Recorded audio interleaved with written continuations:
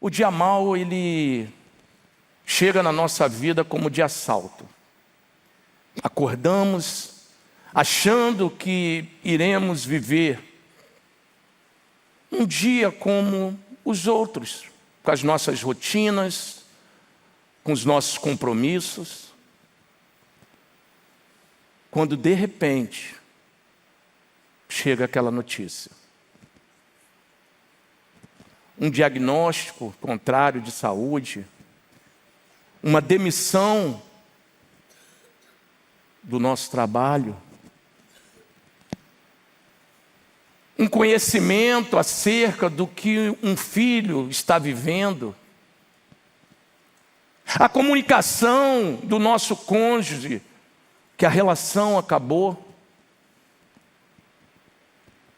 A sensação é que o céu cai sobre a nossa cabeça e ficamos sem chão,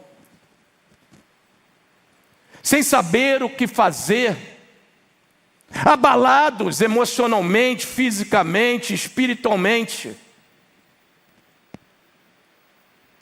Cenário perfeito para que Ele haja e confunda a nossa mente a ponto de a gente cometer alguns erros. Assim foi com esses 2 discípulos, que provavelmente dormiu uma quinta-feira para descansar, achando que acordaria na sexta-feira pela manhã, ia se encontrar com o seu mestre no local marcado, e como nos dias anteriores iriam pregar o evangelho, dar as boas notícias aos órfãos, às viúvas e aos cativos. Mas quando eles acordam, bum! A notícia: o mestre foi preso e será crucificado. E eles começam a viver os piores dias das suas vidas.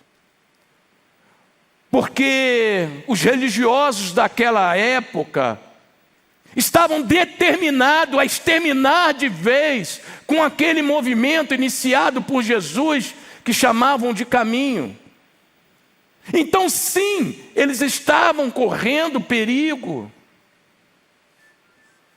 Eles sabiam que suas vidas estavam ameaçadas. E por isso, começam a cometer alguns erros diante daquele momento difícil, e que o Senhor eternizou na sua palavra, para que eu e você saibamos desses erros e fiquemos atentos para quando estivermos passando por esses momentos difíceis, não cometamos esses mesmos erros. E o primeiro erro que esse texto mostra que esses 2 discípulos cometeram foi fugir do problema.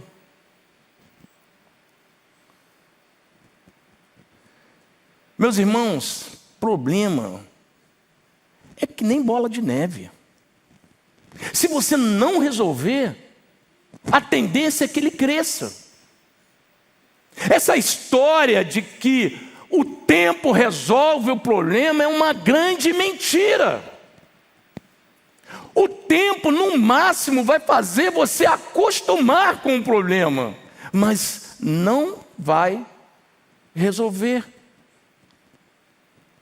o seu problema. E esse erro esses discípulos cometeram, de fugir do problema.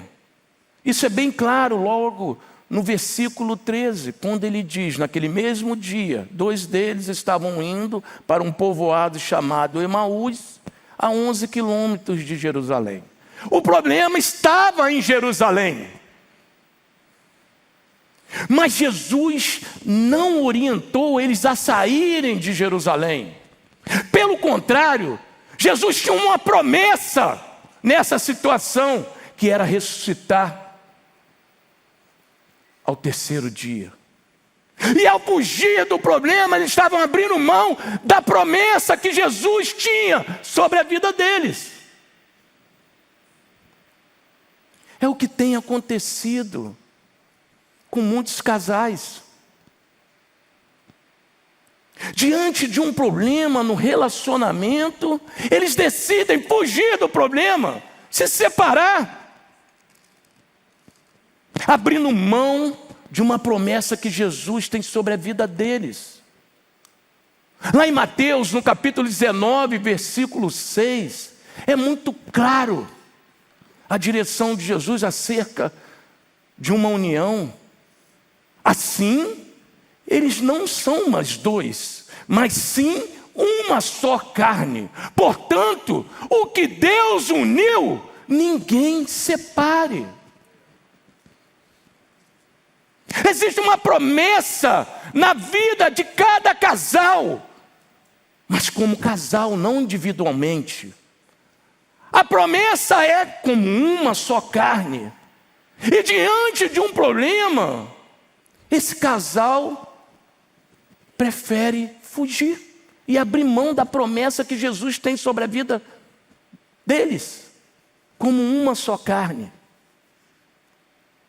É o que acontece também com alguns pais. Preferem fugir do problema que seu filho está enfrentando. Pais que fogem de problemas com seus filhos.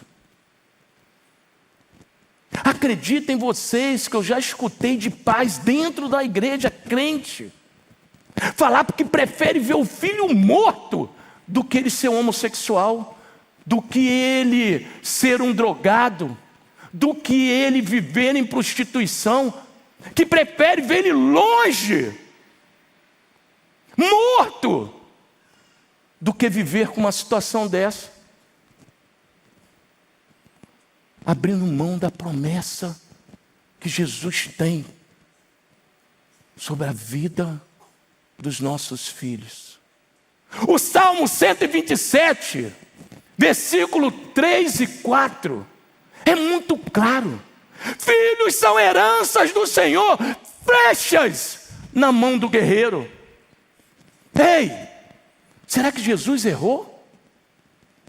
Será que ele confundiu a herança dele ao nos dar os nossos filhos? É claro que não.